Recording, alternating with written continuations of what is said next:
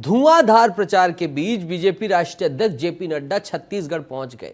नड्डा ने यहां पहुंचते ही एक नहीं, दो नहीं, बल्कि तीन जनसभाएं की और 3 लोकसभा क्षेत्रों का दौरा किया। देखिए रिपोर्ट, फिर रिपोर्टर से मुखातिब कराएंगे।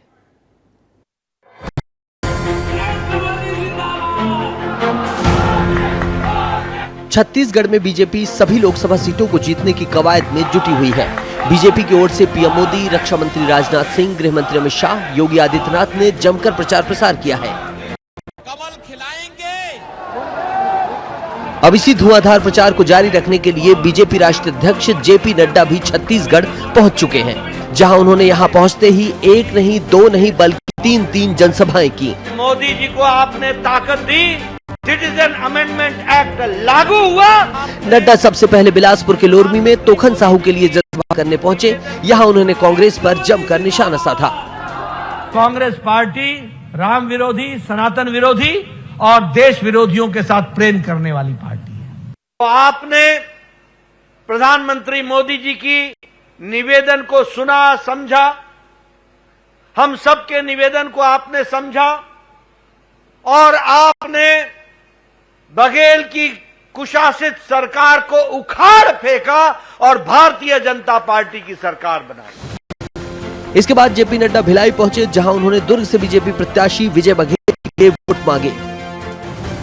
आपने 2019 में एक स्थिर सरकार दी। नतीजा क्या हुआ?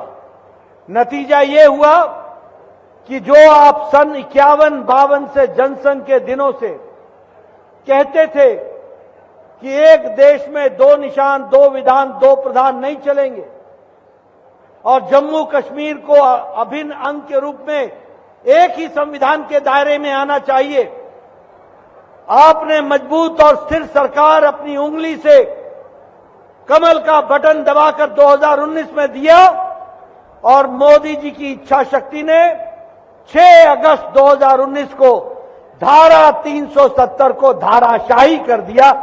आप 1997 से कहते थे रामलला हम आएंगे, मंदिर वहीं बनाएंगे।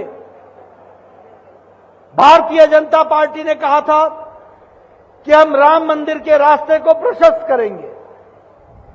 आपने 2019 में अपनी ही इसी उंगली से कमल का बटन दबाकर विजय बघेल को फिर से भेजा था और उसका नतीजा निकला कि मोदी जी ने राम मंदिर का रास्ता प्रशस्त किया। इसके बाद बारी थी बीजेपी के सबसे कद्दावर नेता बृजमोहन अग्रवाल के लिए प्रचार करने की, जहां नड्डा ने रायपुर के चंदखुरी में सभा की और यहां भी तूफानी अंदाज में प्रचार किया। चलिए आगे बढ़ेंगे। छत्तीसगढ़ में दूसरे चरण का लोकसभा चुनाव होना है। 26 अप्रैल को राजनांदगांव, कांकेर और महासमुंद लोकसभा सीटों के लिए चुनाव कराए जाएंगे। दूसरे चरण के लिए बीजेपी के स्टार प्रचारकों का छत्तीसगढ़ दौरा हो रहा है और प्रधानमंत्री नरेंद्र मोदी खुद आ रहे हैं। 23 अप्रैल को जांजगीर चांपा लोकसभा के लिए सक्ती में पीएम मोदी चुनावी सभा करेंगे। इसके बाद महासमुंद लोकसभा के लिए धमतरी में सभा लेंगे। वहीं 24 अप्रैल को सुबह 10 बजे सरगुजा लोकसभा के लिए अंबिकापुर में प्रधानमंत्री नरेंद्र मोदी विशाल सभा करेंगे। मोदी के दौरे से पहले कांग्रेस के प्रदेश अध्यक्ष दीपक बैज ने भी उनके ऊपर निशाना साधा है। देखिए निशाना क्या साधा है, फिर बात करेंगे रिपोर्टर से।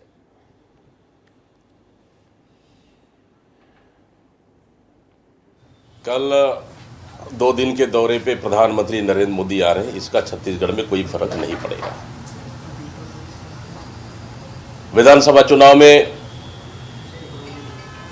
भारतीय जनता पार्टी, प्रधानमंत्री मोदी छत्तीसगढ़ की जनता को झूठ बोला है और मोदी गारंटी के नाम से ठगने का काम किया है और छत्तीसगढ़ की जनता को इस 4 महीने में 16,000 करोड़ कर्जा में डुबो दिया। ये छत्तीसगढ़ की जनता अच्छे से जान रही है। तो प्रधानमंत्री नरेंद्र मोदी छत्तीसगढ़ आने वाले हैं और छत्तीसगढ़ की सियासी सरगर्मी तेज हो गई है। आगे बढ़ेंगे। छत्तीसगढ़ के वैशाली नगर विधानसभा से विधायक रिकेश सेन ने भरी दोपहरी में गाड़ी में बैठकर चश्मा लगाकर नेहरू नगर गार्डन में पहुंचे और यहां बैठकर उन्होंने यहां पहुंचकर प्रेमी जोड़ों को भगाने की कोशिश की, उनको झटकार लगाई। देखिए रिपोर्ट, फिर उन्होंने क्या कहा ये भी आपको दिखाएंगे।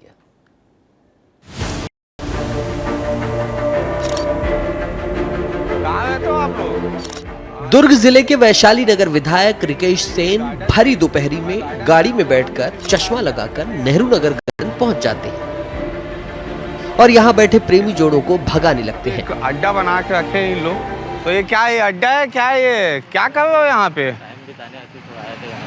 चलिए आप लोग भी चलिए साहब, चलिए चलिए यहाँ से, चलिए चलिए यहाँ से, चलिए खाली कीजिए यहाँ से, चलिए। जब विधायक ने प्रेमी जोड़ों से सवाल जवाब किया तब उन्होंने ओयो रूम की मांग की। युवतियां बोली, आपने सब बंद कर दिया है, कहां जाए, अब पार्क में भी बैठने नहीं दे रहे। तो हर जगह बंद कर दिए है सर, तो हम लोग कहाँ घूमेंगे? कहाँ जाएंगे भैया, आप तो आ जाते हो भैया, पुलिस से डर नहीं जितना आप आ जाते हो भैया।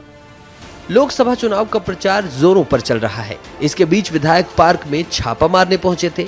उनके मुताबिक शिकायत मिली थी कि कपल्स यहां बैठकर अश्लील हरकत करते हैं, लेकिन वायरल वीडियो में किसी तरह की अश्लीलता दिखाई नहीं दे रही है और कई सवाल खड़े होते हैं कि मोरल पुलिसिंग के नाम पर विधायक का ये कदम कितना सही है। एक जनप्रतिनिधि द्वारा किसी का वीडियो बनाकर वायरल करना कितना सही है।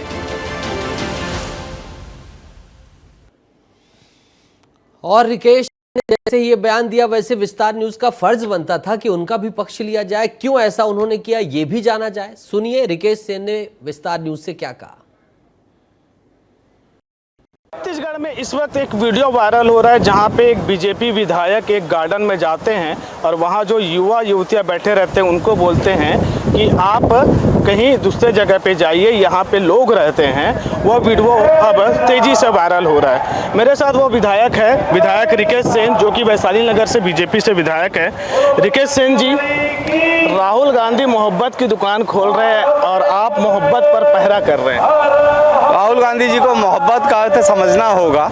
किसी भी क्षेत्र में, चाहे कोई शहर हो, कोई जिला हो, कोई प्रदेश हो, कोई देश हो, कहीं पे भी गंदगी फैलाने को अगर वो मोहब्बत कहते हैं, ऐसे कई गार्डन हैं इस देश भर में जहाँ पे गार्डन तो खोल दिया गया है नगर निगम के द्वारा, महानगर पालिका के द्वारा, पालिक के द्वारा, लेकिन उसके बावजूद वहाँ पे जो जोड़े हैं वो जाते हैं। आजकल के बच्चे जो है अश्लील हरकत करने लगते हैं और वहाँ पे जो आसपास के जो हमारे बुजुर्ग हैं, जो मॉर्निंग वॉक करना चाहते हैं उस गार्डन में, जो इवनिंग वॉक करना चाहते हैं, जो हमारे घर की बहू बेटी है, जो माताएं हैं, वो कहीं ना कहीं शर्म से लज्जित होकर वापस अपने घर चले जाती है। वहाँ पे कोई उनका मॉर्निंग वॉक और इवनिंग वॉक हो नहीं पाता। ऐसी शिकायत उस गार्डन को लेकर लगातार चल रही थी। मुझे अचानक फ़ोन आया कि अभी 5-7 जोड़े बैठे हुए हैं और बहुत ही गलत टाइप की हरकत कर रहे हैं, अश्लील हरकत कर रहे हैं। और मैं वहाँ पे मौके पे पहुँचा, जब उनसे संवाद हुआ, मैं आश्चर्यचकित था। लड़के अगर कोई बात कहते तो समझ आता, लड़कियाँ कहती कि आपने तो हमारा जीना हराम कर दिया है, आप ओयो को भी बंद कर दिया, हम जाए तो जाए कहाँ। ये शब्द थे लड़कियों के। एक सही दिशा में विधायक का काम सिर्फ सड़क और नाली बना देना नहीं है, समाज को सही रूप से साफ सुथरा करना भी एक जिम्मेदारी बनती है। तो ये थे रिकेश सेन, जो कि बीजेपी से विधायक है और अपने कामों के लिए हमेशा चर्चा पे रहते हैं। इनका हर वीडियो वायरल होता है। इस दफा भी एक वीडियो वायरल हो रहा है जिसमें वो युवक युवतियों को गार्डन में बातचीत करने या उनकी जो भी अश्लील हरकत कर रहे हैं उनको रोकते हुए नजर आए। वीडियो जर्नलिस्ट सूरज सिंह के साथ दिलीप शर्मा, विस्तार न्यूज। वाह विधायक, वाह। एक विधायक का काम सिर्फ सड़क और नाली बनाना नहीं होता है, बल्कि समाज को सही दिशा में ले जाना होता है। तो फिर विधायक जी आप आग्रह क्यों नहीं कर रहे हैं कि आईपीसी, सीआरपीसी इन सभी में नियम प्रावधान बना दिए जाएं कि कोई गार्डन में ना बैठे। जो वीडियो वायरल भी किया गया उसमें कहीं तो दिखाई नहीं दे रहा कि अश्लील हरकतें की जा रही हैं। दुर्ग से हमारे सहयोगी दिलीप जुड़ गए हैं। दिलीप, क्या इतना खौफ है विधायक जी का कि यहां पर वीडियो में कहा जा रहा है कि आपसे डर लगता है साहब? देखिए नितेश, विधायक रिकेश सेन है जो वैशाली के विधायक है। कुछ दिन पहले विधायक ने जो उनके क्षेत्र में जो ओए होटल चल रहा था वहां पे जाके उनके रेड की कार्रवाई की थी और कुछ होटलों को बंद करवाने में भी इनका हाथ रहा था।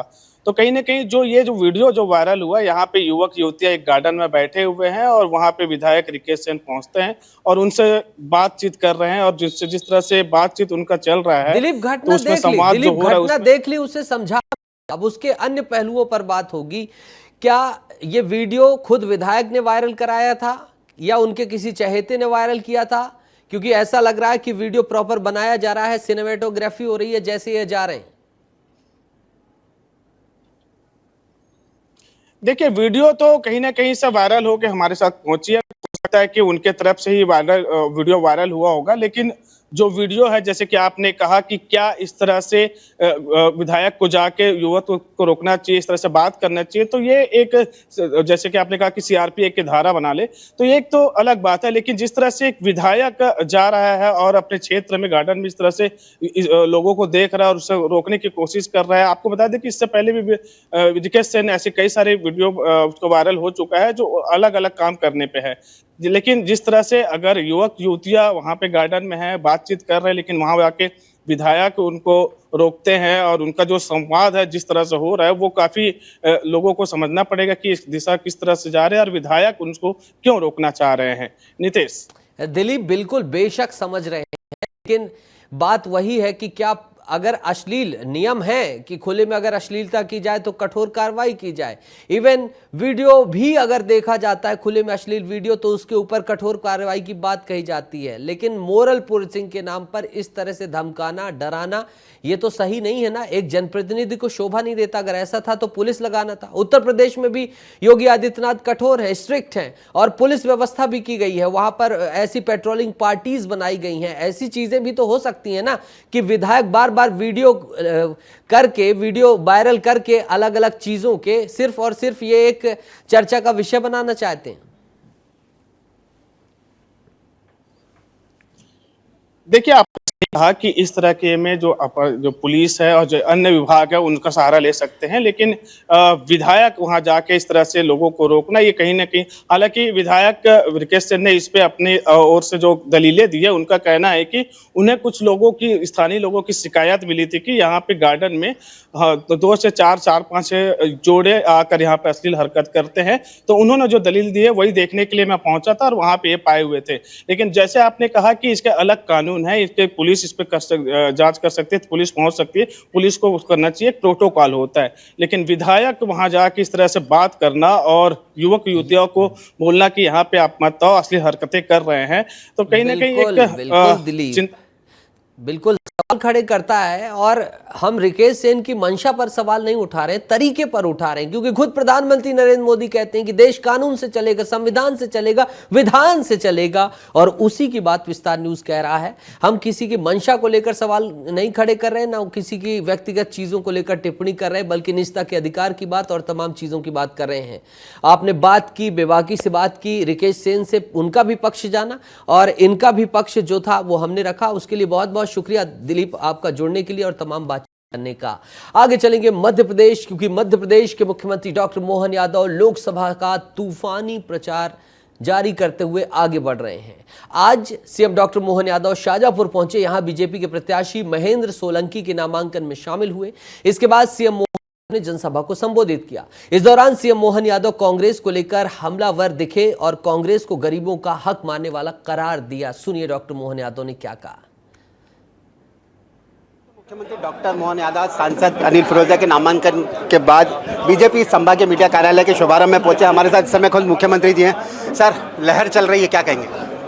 निश्चित रूप से भारतीय जनता पार्टी की इस निर्वाचन में, खासकर लोकसभा चुनाव में, जिस प्रकार से भाजपामय पूरा प्रदेश हो गया, भाजपामय मोदीमय देश हुआ है, उसके लक्षण दिखाई दे रहे हैं। लगातार जनता के बीच इतना उत्साह उमंग है कि आज इतनी भयानक गर्मी में भी हम नॉमिनेशन फॉर्म भरने के बाद यहाँ आ रहे हैं, लेकिन पूरा उज्जैन सज गया है। ऐसा लग रहा है कि जैसे आज रिजल्ट आ गया है। उम्मीद करते हैं कि मोदी जी का ये प्रेम कायम रहेगा और निश्चित रूप से उज्जैन संसदीय क्षेत्र में मेरे मित्र अनिल फिरोजिया जी अभी तक के सारे रिकॉर्ड तोड़ेंगे। मेरी शुभकामना, बधाई। सर, राहुल गांधी को आपने सीख भी दी है भगवामय, जिस प्रकार दूरदर्शन के लोगों में भगवामय होता है, उसके बाद फिर आज उन्होंने रीट्वीट किया है, उसी को लेकर क्या कहेंगे? देखिए, जिसकी जैसी समझ वैसी बात होती है। भगवा त्याग का, वैराग्य का, सूर्य संस्कृति का, सूर्य सिद्धांत मानने का, ये बहुत सम्मान से देखा जाने वाला कलर है। लेकिन जिसको ऐसा लग रहा है जैसे उनको भगवा से नफरत है, ये कांग्रेस को सोचने का विषय। कांग्रेस ऐसा क्यों करती है? जनता में जाकर के अगर हमारे भगवा से नफरत है, हिंदुओं से नफरत है, हिंदू वोटर से नफरत है तो फिर उनको लोकतंत्र में किसका वोट चाहिए, स्पष्ट करे, या वो अपने झंडे से भगवा निकाल दे। भगवा से इतनी आपत्ति लेना ये बहुत दुर्भाग्यपूर्ण है। मुझे लगता है कि कांग्रेस और सारे नेताओं को माफ़ी मांगना चाहिए, उनके वर्षन वापस लेना चाहिए। सर 400 पार का नारा मोदी जी की तो देख सकते हैं मुख्यमंत्री डॉक्टर मोहन यादव ने विस्तार न्यूज़ से स्पेशल बातचीत की और कहा है कि पूरा उज्जैन जो है, उज्जैन ही नहीं पूरा देश भगवामय हो चुका है, इसीलिए इस बार की गारंटी मोदी के साथ है और जनता जनार्दन भी भगवामय के साथ लगातार आगे बढ़ रही है। और रही बात राहुल गांधी की, राहुल गांधी को अगर भगवा से इतनी आपत्ति है तो वो क्या करेंगे ये तो देखना होगा। मैं सिंह ठाकुर के साथ संतोष कृष्णानी, विस्तार न्यूज़, उज्जैन। तो शाजापुर के बाद सीधा उज्जैन पहुंचे मुख्यमंत्री और उज्जैन पहुंचने के बाद जो बातचीत हुई वो बातचीत इन्हीं से हुई, यानी कि हमारे सहयोगी संतोष कृष्णानी से। संतोष, कैसी थी नामांकन रैली, कितना शक्ति प्रदर्शन किया गया, खुद मुख्यमंत्री पहुंचे, पहले तो ये बता दीजिए, फिर क्या बातचीत हुई, कैसा माहौल चल रहा है उस पर बात करते हैं। बिल्कुल नितेश, बताना चाहिए महाकाल की नगरी और महाकाल में चुनाव का जो शंखनाद हुआ है वो अपार जन सैलाब के बीच में प्रदेश मुख्यमंत्री डॉक्टर मोहन यादव का जनता जनार्दन ने स्वागत सत्कार किया है। लोकसभा प्रत्याशी अनिल फिरोजिया का स्वागत सत्कार किया है और साथ बात करें तो पूरे रथ पर संत समाज के जो राज्यसभा सांसद उमेश नाथ जी हैं वो भी मौजूद थे। जहां जहां पर नजर जा रही थी, विस्तार न्यूज़ का कैमरा जा रहा था, वहां पर लोगों का अपार जन सैलाब रैली का स्वागत सत्कार कर रहा था और प्रदेश के मुख्यमंत्री डॉक्टर मोहन यादव भी पुष्प वर्षा कर लोगों का स्वागत अभिवादन स्वीकार करते हुए उनके ऊपर पुष्प वर्षा कर रहे थे। और ऐतिहासिक तरीके से जिस प्रकार यहाँ पर रैली हुई उसमें लगता है कि आज ही कहीं ना कहीं नामांकन के साथ, क्योंकि प्रदेश के मुख्यमंत्री डॉक्टर मोहन यादव ने खुद कहा कि ऐसा प्रतीत हो रहा है कि आज ही हमें जीत मिल गई है। और ये कार्यकर्ता हैं, कार्यकर्ताओं के चेहरे की खुशी बताते किस प्रकार का उत्साह रहा है आज। देखिए, जिस प्रकार से आपने देखा, आपने खुद ने भी देखा, आप खुद भी उसके साक्षी बने हैं, जो उत्साह लोगों में था, जो कहीं ना कहीं जोश लोगों में था, ये स्वप्रेरणा से लोग आए थे, किसी को बुलाया नहीं गया था। ये उत्साह बताता है, ये जोश बताता है कि इस बार उज्जैन पुनः इतिहास रचने जा रहा है। और साथ ही जो मोदी जी का जो संकल्प है, मोदी जी ने जो नारा दिया है अब की बार 400 पार, उज्जैन ऐतिहासिक जीत दर्ज करके उस रिकॉर्ड को भी, उनके नारे को भी कहीं ना कहीं बल देने का कार्य उज्जैन द्वारा किया जाएगा। राहुल गांधी पर हमला भी किया है, राहुल गांधी ने भगवा पर टिप्पणी की थी, उसके बाद मोहन यादव जी ने सीधे सीधे उनको चुनौती भी दी है और उन्होंने ये भी कहा कि अगर भगवा के खिलाफ अगर ये बोलेंगे तो देश पूरा भगवामय होगा। आप भी भगवाधारी हैं, क्या कहेंगे? देखिए, जितना राहुल गांधी और उनकी पार्टी के लोग सनातन संस्कृति के खिलाफ और भगवा के खिलाफ बोलेंगे, पूरा देश भगवामय होगा। और भारत के नक्शे पे हर जगह जिस दिन रिजल्ट आएगा उस दिन आप खुद देखोगे कि सारा भारत भगवामय दिखेगा। संतोष, जहाँ 400 पार की हम बात करते हैं। संतोष, ये तो दावे हैं भारतीय जनता पार्टी के कार्यकर्ताओं की। अगर पिछले चुनाव परिणाम से देखा जाए, अनिल फिरोजिया के चुनाव परिणाम थे, वो कैसा था, और इस बार के थोड़ा सा समीकरण बता दीजिए। और सीएम डॉक्टर मोहन यादव को मुख्यमंत्री बनाए जाने का कितना इंपैक्ट इस लोकसभा क्षेत्र में दिखाई दे रहा है? संतोष पाएंगे।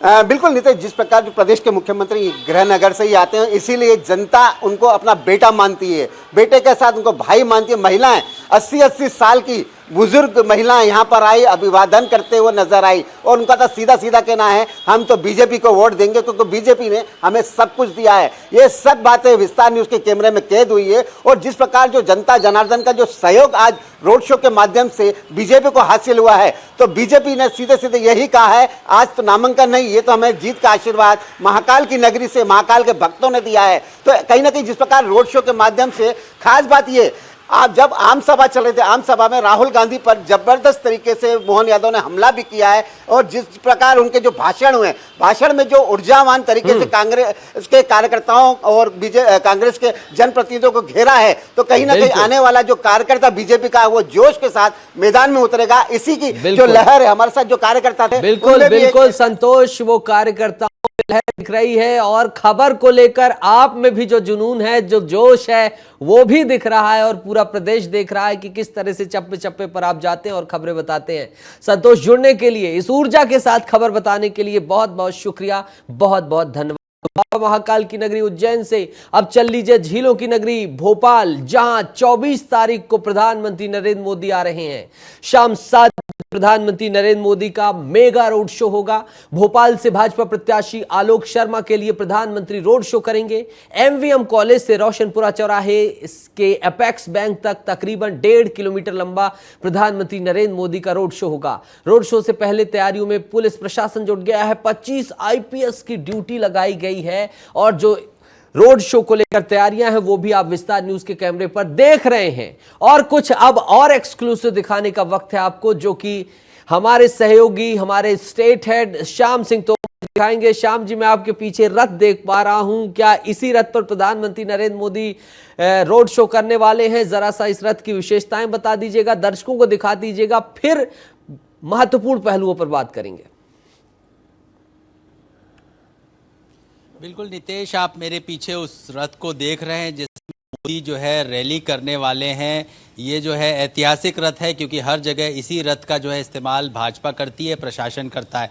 ये रथ जो है नितेश बड़ा खूबियों वाला है। एक तो ये बुलेट प्रूफ है, दूसरा ये एयर कंडीशनड है, तीसरा जब इस रथ पर जो कैमरामैन अगर जूम कर देंगे तो श्याम जी और अच्छा होगा, और आप बताते रहिए इसके बारे में अगर बिल्कुल बिल्कुल बिल्कुल बिल्कुल जूम करिएगा राकेश, आप जूम करिएगा ताकि हम अपने दर्शकों को दिखा पाएं ये जो दिव्य रथ है मोदी जी का। इस दिव्य रथ में जो है क्या क्या खूबियां हैं, क्या क्या चीज़ें इसके अंदर ऐसी हैं जो हम अपने दर्शकों को जो है बताना चाहते हैं। इस रथ की एक खूबी ये है कि ये बहुत वजनी है, लेकिन जो है किसी भी स्थिति से निपटने के लिए तैयार है ये रथ। इस पर विशेष रोशनी की गई है और इस पर साथ ही हम ये भी जो है दिखाना चाहते हैं, आप दिखाइए जूम करके, कि इस पर हम ये भी दिखाना चाहते हैं कि हर तरफ वो चेहरे लगाए गए हैं, मोदी हैं, साथ में प्रदेश अध्यक्ष हैं, साथ में जो है मोहन यादव हैं, इसके अलावा शाह हैं। उन तमाम चेहरों को लगाए जो रणनीतिक रूप से चेहरा बने हुए हैं इस पूरे अभियान के, चुनाव अभियान के, उनको रखा गया है।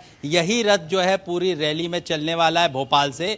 ये जो लाल परेड ग्राउंड है जहां पर ये रथ खड़ा हुआ है इस समय। बिल्कुल श्याम जी, अब चूंकि आप जैसा विश्लेषक हमारे साथ जुड़ा है जो कि राजनीतिक खबरों पर पैनी नजर रखता है, एक चीज जानने की दिलचस्पी रहेगी कि रोड शो क्यों जबलपुर के बाद यहाँ रोड शो क्यों? क्या क्लस्टर स्तर पर रोड शो की तैयारी है? जनसभा क्यों नहीं भोपाल में? ये बड़ा सवाल दिमाग में घूम रहा है और इसके साथ ही कई लोगों ने भी सवाल पूछा है, रोड शो ही क्यों और कितना इम्पैक्ट पड़ता है? रोड शो और जनसभा का क्या डिफरेंशिएशन है? आप लंबे समय से राजनीति कर रहे हैं। देखिए, मैंने राजनीतिक पंडितों से समझा, जो भाजपा के गलियारों में जाना, और उससे ये निकल के आया कि जनसभा में एक जगह इकट्ठा हो जाना उतना इम्पैक्टफुल नहीं माना जा रहा है अब जितना कि रोड शो। रोड शो में मंच सजना, लोगों के बीच जो है लोगों का इकट्ठा होना, लोगों के बीच मोदी का जाना, समाजों का इकट्ठा होना, उत्सव का माहौल होना, कहीं ना कहीं इसको ज़्यादा इम्पैक्टफुल माना जा रहा है। इससे मतदाता जुड़ते हैं, इससे लोग कनेक्ट होते हैं और इससे कहीं ना कहीं जो टारगेट है भाजपा का वो भी पूरा होता है। नितेश, बिल्कुल कमाल बात कही है। और इसी स्टेशन की शाम 6 बजे दर्शकों को तकरार रहती है जो कि श्याम सिंह तोमर जी देते हैं। देख लीजिए क्या रोड शो से डिफरेंशिएशन है, क्या सभाओं का महत्व है, सब कुछ विस्तार न्यूज में जानकारी मिलती है। और श्याम जी आते हैं भोपाल से, तमाम जानकारी हमारे साथ साझा करते हैं। श्याम जी बने रहिएगा। इस खबर के लिए शुक्रिया भी कह देता हूं कि चेहरा आपका बता रहा है कि आज आप दिन भर बैठे नहीं हैं, दिन भर खबर में लगे रहे हैं। आगे बढ़ते हैं। लंबे वक्त से नाराज चल रहे कांग्रेस विधायक रामनिवास रावत मान गए हैं, उसकी बात करेंगे। कैसे माने, क्यों माने, और रामनिवास रावत ना मानते तो क्या प्रभाव पड़ता? पार्टी ने उन्हें मना लिया है। आला कमान ने फोन पर बातचीत की और उनकी नाराजगी दूर करने की कोशिश की, जिसके बाद रामनिवास रावत मान गए और पार्टी छोड़ने की अटकलों के बीच चाचौड़ा में दिग्विजय सिंह का प्रचार करने पहुंचे और उन्होंने मंच से संबोधन भी दिया है। श्याम सिंह तोमर जी हमारे साथ जुड़े हैं। श्याम जी, रामनिवास रावत कैसे माने? नाराजगी बता दीजिए, मनाएगी बता दीजिएगा, ना मानते तो कितना नुकसान होता, और अब राजगढ़ में जुड़ गए हैं तो बैलेंस स्थिति है ये भी बता दीजिएगा। चारों क्वेश्चन कर दे रहा हूं। बिल्कुल ठीक कहा नितेश आपने। कद्दावर चेहरा थे कांग्रेस के लिए रामनिवास, और उनका जाना कहीं ना कहीं बहुत बड़ा घटनाक्रम होता कांग्रेस के लिए और इसकी पूर्ति संभव नहीं थी। उनकी नाराज़गी एकमात्र इस बात पर थी कि उनको दरकिनार किया गया, उनको महत्व नहीं दिया गया। जो उनका कद है, न उनसे सुझाव लिए गए, न सलाह ली गई। जो उम्मीदवार घोषित किए गए उनको लेकर भी उनका कहना था कि उनसे पूछ परख हुई ही नहीं। जो लगातार ये कांग्रेस में स्थिति बनी हुई है, वरिष्ठों की को दरकिनार और जो कनिष्ठों के साथ में बैठकें चल रही, इस बात को लेकर उनकी नाराज़गी थी, तो वो एक बड़ी नाराज़गी। दूसरी रही बात उनकी कि माने कैसे, तो माने देखिए वरिष्ठ नेता थे तो वरिष्ठ नेताओं ने ही उनको मनाया। उनके बीच में वरिष्ठ नेता ही पहुंचे जिन्होंने उनको मनाया और ये कहा कि भाई आपका जाना जो है ठीक नहीं होगा, इस मोमेंट पे आप हमारे लिए महत्व रखते हैं। जैसे ही उनको ये लगा कि ये महत्व रखता हूं मैं आज भी, वो मान गए। उन्होंने मंच साझा किया और अपील भी की राजगढ़ में। बिल्कुल श्याम जी, एक चीज बिल्कुल संक्षिप्त चाहूंगा, वक्त कम है, खबरें ज्यादा हैं। 6 बार का विधायक नाराज हो जाता है और भारतीय जनता पार्टी में जाने की खबरें चली जाती हैं। ये कैसा है? मतलब 6 बार विधायक पार्टी बना रही है, उसके बाद भी ऐसी निष्ठा नहीं कि डटे रहना है, अड़े रहना है। देखिए नितेश, आपने बहुत बड़ी बात मैं ही कहूँगा, कहीं ना कहीं जब दिल पर चोट लगती है तो वो सारी वरिष्ठता एक तरफ हो जाती है। व्यक्ति को ये लगने लगता है कि हमारी निष्ठा का हमको भाव नहीं मिला पार्टी में, अब तो हमको दूसरी तरफ रुख करना चाहिए। संभावना भाजपा में है, लगभग यही उनके साथ भी हुआ। कमाल बात कही है, कमाल बात कही है। और आपके इस को खबर भेजने के साहस को और इस मेहनत को सलाम करते हुए इजाजत लेता हूं। श्याम जी, बहुत बहुत शुक्रिया जुड़ने के लिए और तमाम बातचीत के लिए। आ जाइए ग्वालियर चंबल चल लीजिए, वहां की भी राजनीति में बहुत सियासी सरगर्मी है। तापमान बढ़ रहा है, मौसम बदला तो थोड़ा तापमान घट गया और तापमान घटने के बीच वहां बहुजन समाजवादी पार्टी ने एंट्री ले ली तो तापमान बढ़ गया, त्रिकोणीय मुकाबला हो गया। रिपोर्ट देख लीजिए, फिर सहयोगी से रुक करूंगा। ग्वालियर चंबल में दिलचस्प हुए चुनाव, बीजेपी कांग्रेस के दावे होंगे फेल, आगे बिगाड़ेंगे खेल। चुनाव को लेकर एक बार फिर वही सवाल मौजूद है कि क्या बागी बिगाड़ेंगे खेल, क्योंकि ग्वालियर चंबल इलाके में बीजेपी और कांग्रेस से टिकट न मिलने पर नाराज नेता अब हाथी की सवारी कर रहे हैं। कांग्रेस छोड़कर बीएसपी में शामिल हुए देवाशीष जरारिया भिंड में ताल ठोक रहे हैं, तो कांग्रेस से ही गए रमेश गर्ग मुरैना में किस्मत आजमा रहे हैं। वहीं ग्वालियर से कल्याण सिंह कंसाना भी मैदान में हैं। तीनों सीटों पर खास बात ये कि तीनों ही कांग्रेस छोड़कर बीएसपी में आए हैं और तीनों नेता बीएसपी के कोर वोटर्स के जरिए संसद पहुँचने की जुगत में लगे हैं। इन सीटों पर मुकाबला भी अब त्रिकोणीय हो गया है। ग्वालियर चंबल अंचल की लोकसभा सीटों पर बागियों का कितना प्रभाव? भिंड दतिया लोकसभा सीट, भिंड लोकसभा सीट पर बीएसपी की अच्छी पकड़, देवाशीष जरारिया को बीएसपी ने दिया टिकट। भिंड लोकसभा सीट पर देवाशीष का अच्छा होल्ड है। मुरैना श्योपुर लोकसभा सीट, इस सीट पर चुनाव कांटे का हो गया है। बीएसपी ने बनाया है इसको त्रिकोणीय। रमेश गर्ग लगा सकते हैं बीजेपी कांग्रेस के वोटों में सेंध। ग्वालियर लोकसभा सीट, कल्याण सिंह को मिला टिकट। इस सीट पर गुर्जर समाज का बड़ा वोट बैंक। ग्वालियर सीट पर त्रिकोणीय हो गया है मुकाबला।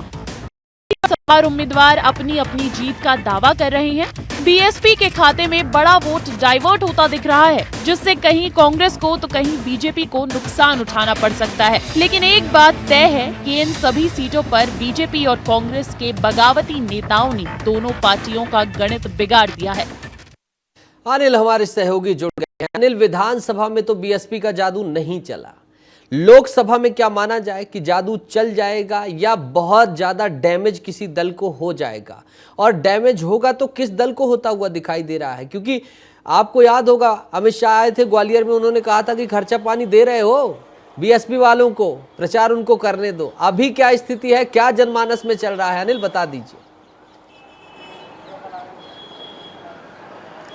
देखिए नीतीश, चंबल अंचल में बीएसपी का जादू कभी नहीं चला, लेकिन ये खेल बिगाड़ने में बीएसपी जरूर माहिर रही है और इस बार लोकसभा चुनाव में भी देखने को मिल रहा है। जिस तरीके से अगर मुरैना लोकसभा की बात करें तो अभी हाल में ही जो कांग्रेस से टिकट मांग रहे थे रमेश गर्ग, जब उन्हें कांग्रेस से टिकट नहीं मिला तो वो बसपा से मैदान में है और कहीं ना कहीं मुरैना जो सीट है अब त्रिकोणीय मुकाबले के रूप में आ गई है, क्योंकि वहां से जो कांग्रेस के उम्मीदवार हैं सत्यपाल सिंह सिकरवार और बीजेपी से सिमंगल सिंह तोमर हैं। और इसी बीच जब कांग्रेस ने टिकट रमेश गर्ग को नहीं दिया तो उसके बाद वो बसपा से मैदान में आ गए। ये पूरी जो मुरैना लोकसभा सीट है जहां तक देखा जाए तो वो त्रिकोणीय मुकाबला इस वक्त उस सीट में देखा जा रहा है। तो वहीं अगर जिस तरीके से भिंड की अगर बात करें तो भिंड में देवाशीष जरारिया जो साल 2019 में लोकसभा का चुनाव लड़े, बिल्कुल जल्दी से चाहूंगा कितना पिछले लोकसभा चुनाव को देखा जाए, वक्त कम है, खबरें ज्यादा, अनिल माफी चाहूंगा, कितना कितना कितना कितना डिफरेंशिएशन, कितने वोट काट लेते हैं, कितना समझ में आया पिछले चुनाव को देखते हुए?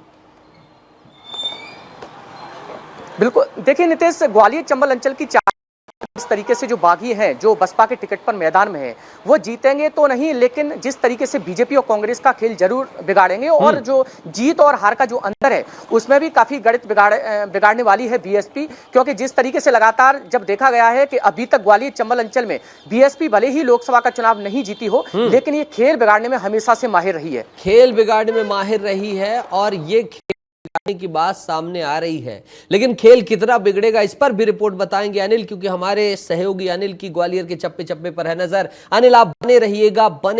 बेहद गंभीर संवेदनशील खबर पर हम आपसे बात करेंगे, लेकिन अभी रायपुर चलने का वक्त है। रायपुर से बड़ी खबर है, टीवी स्क्रीन पर देखिए। रायपुर से इस वक्त की बड़ी खबर बता रहे हैं, छत्तीसगढ़ के शराब घोटाला मामले में रिटायर्ड IAS अनिल टुटेजा की रिमांड बढ़ गई है। 24 अप्रैल तक अनिल टुटेजा की रिमांड बढ़ा दी गई है और मुश्किल में फंसते हुए दिखाई दे रहे हैं। शराब घोटाला मामले पर बड़ी अपडेट आपको दे रहे हैं। हमारे स्टेट ब्यूरो मृगेंद्र पांडे जुड़ेंगे और तमाम जानकारी आपके साझा करेंगे।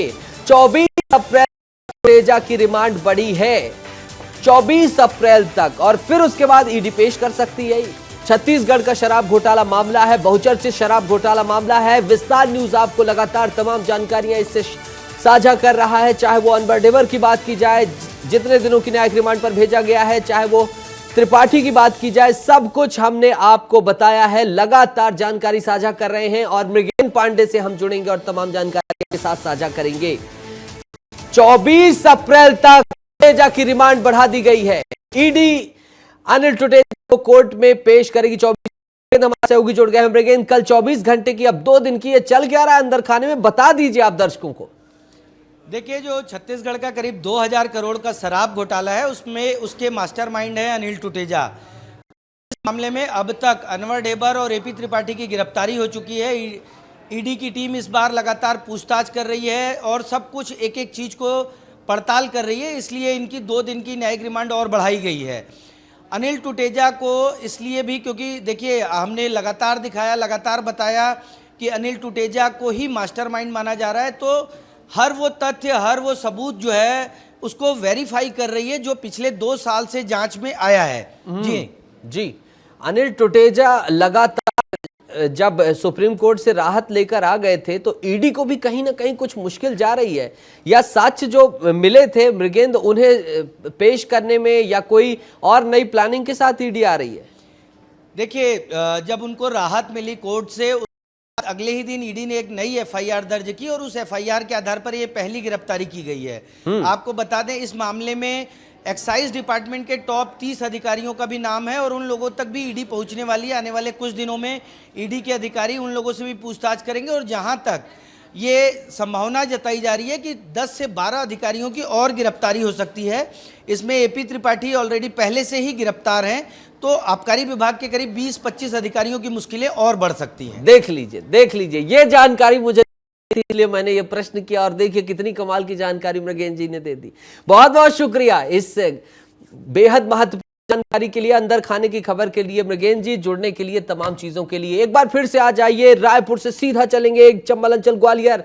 17 साल की नाबालिग को बंधक बनाकर दुष्कर्म किया गया और उसे दिल्ली में बेचने की कोशिश की, लेकिन पुलिस ने रुड़की उत्तराखंड से उसे गिरफ्तार कर लिया, उस दरिंदे को। देखिए रिपोर्ट, फिर अनिल का रुख करेंगे। ग्वालियर के कोतवाली थाना क्षेत्र की यह घटना इंसानियत को बेहद शर्मसार करने वाली।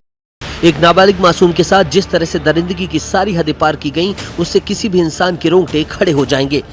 17 साल की एक नाबालिग बच्ची को युवक ने बंधक बनाकर पहले उसके साथ दुष्कर्म किया और उसके बाद भी उसके अंदर का शैतान नहीं रुका तो दुष्कर्म के बाद युवक ने अपने एक महिला सहयोगी के साथ मिलकर उस बच्ची को दिल्ली में बेचने की फिराक में लग गया। इस कुकृत्य को करने वाले युवक का नाम हेमंत है और वो पेशे से ऑटो चालक है और उसकी महिला साथी का नाम सीमा उर्फ हसीना है। पुलिस ने दोनों आरोपियों को रेलवे स्टेशन एरिया से गिरफ्तार कर लिया है। नाबालिग बच्ची 21 मार्च को लापता हुई थी और पुलिस ने उत्तराखंड के रुड़की से नाबालिग को बरामद किया था। फिलहाल पुलिस दोनों आरोपियों से पूछताछ में जुटी हुई है।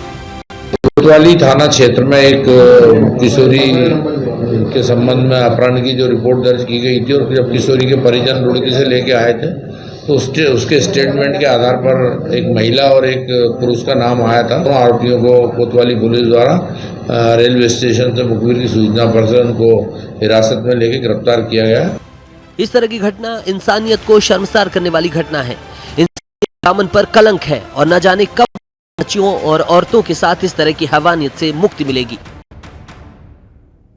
सवाल है, बड़ा सवाल है कब मुक्ति मिलेगी। लेकिन से जो छूटा है उसके लिए हम चलेंगे अनिल के पास। अनिल, कैसे पता चला कि ऐसा कुछ हो रहा है? ह्यूमन ट्रैफिकिंग का ये मामला है और कैसे इस हैवान दरिंदे ने जो उत्तराखंड के रुड़की में उस बच्ची को छिपाया था पता चला, पुलिस ने पकड़ा और अभी इसे क्या सजा दी जा रही है? कौन कौन से चार्जेस इंपोज किए गए इसके ऊपर?